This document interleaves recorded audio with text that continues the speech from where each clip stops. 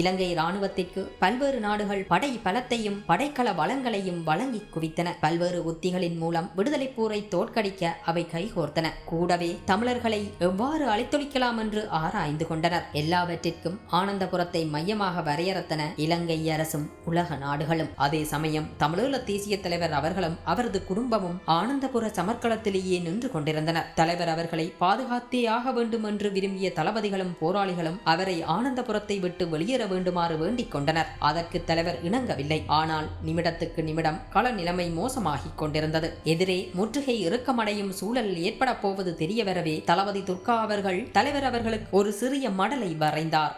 அதில் தயவு செய்து எல்லோரினதும் மனப்பூர்வ வேண்டுகோளுக்கிணங்க தலைவர் வெளியேறி செல்லுங்கள் என்று கேட்டிருந்தார். தவிர்க்க முடியாத அந்த தருணத்தை புரிந்து கொண்ட தலைவர் அவர்கள் 2009 3ஆம் மாதம் 31ஆம் தேதியன்று இரவு பொழுதிலே ஆனந்தபுரத்தை விட்டு வெளியேறினார்.